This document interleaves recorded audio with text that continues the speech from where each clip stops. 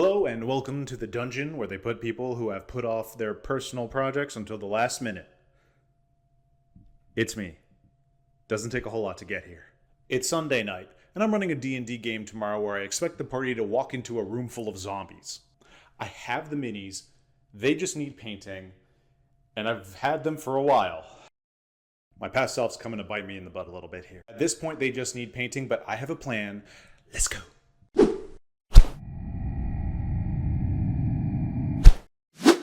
And here are the minis. These zombie sculpts are by MZ4250 and they were printed by a friend of mine. A little light on detail, but they're just monsters, so that's alright. As you can see, I've already got some sand glued to the bases. These are going to act as a ground texture for when the mini is painted.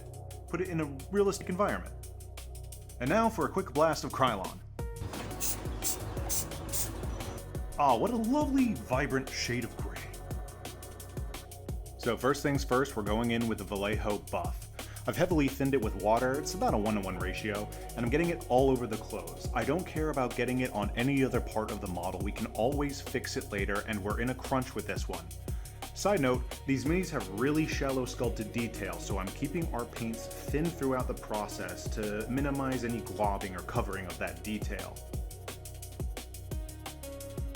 So while that bone dries, we're going to bring out our nicest gray yet. This is Vallejo Highlight German Tank Crew. It's a really nice light gray. It's a little bit bluish and it's a little bit greenish, and this is going to be the start of the cool color palette we're going to be applying on the skin areas of the model.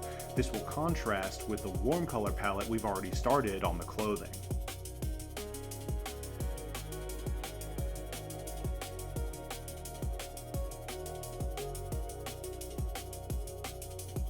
And while that dries, we're going to put our first color on the base. This is Flat Earth. Now, if you're painting sand, you're going to want to keep it thin. Very, very thin. The thicker the paint is, the harder it is to spread all over the base, and it can take a long time.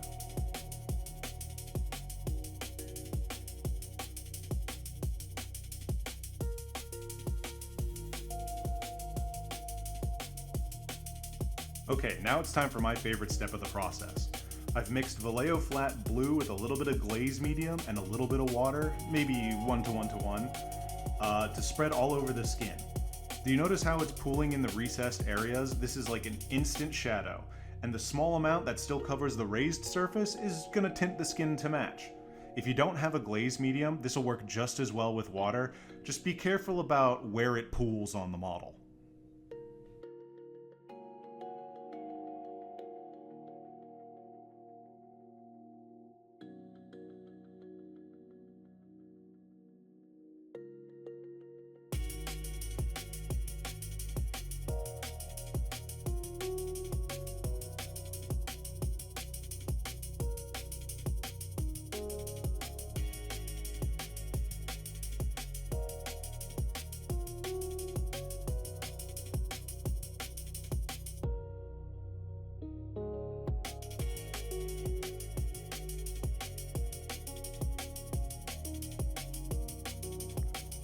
So now we're going to add a little vibrancy to the mix.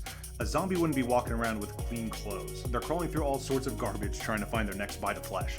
So we're going to go in with a little flat green, which is being diluted to the point of being mostly water, like a 2-to-1 ratio. And we're just going to dab the model with a brush to create some patches of grossness. It's really vibrant. It's a little radioactive right now, but it will look better later, I promise.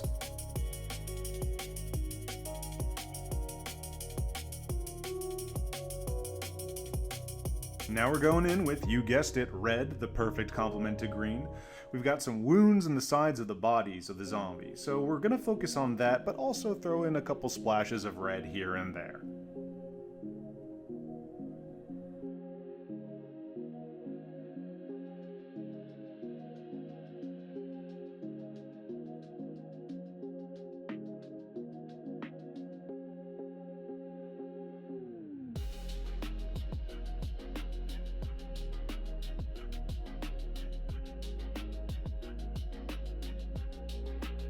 It's starting to look like they had a rough time at the Christmas party.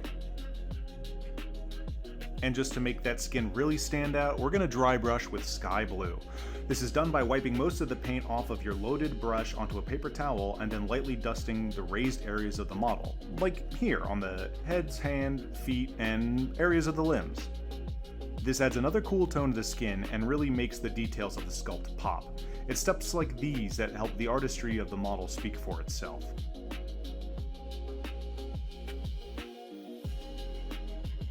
Furthermore, I'm doing this now because the next step will help hide any errant brush strokes on clothing, and hopefully I won't have to fix it again later.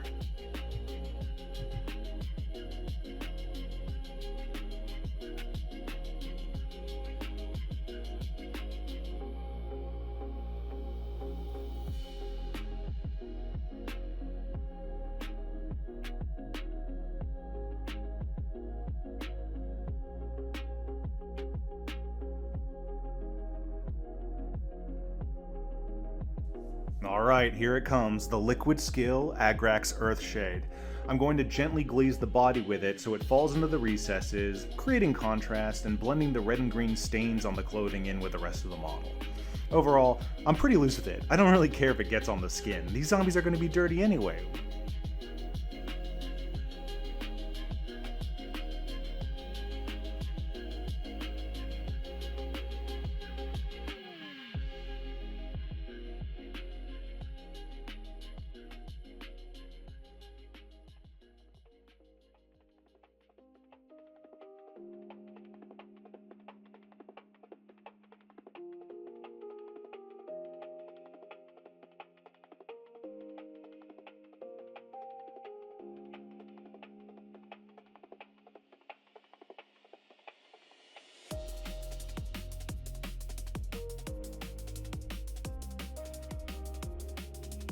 And while our final wash dries, we're going to do that little extra final touch and dry brush a little bit of tan earth over the base. This will give just a little bit of extra life to our small patch of dirt.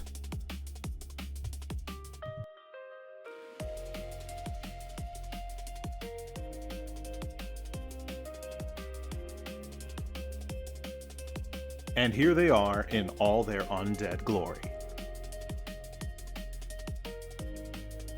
This process didn't really take long at all, and sometimes it's nice to take a break from a centerpiece model and just, paint something loose, have fun with it.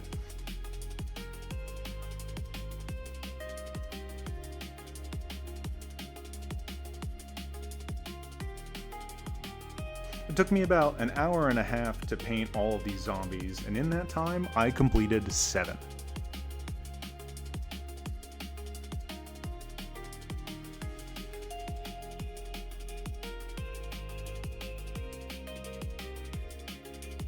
In fact, I even had some extra time to paint ghouls using similar methods.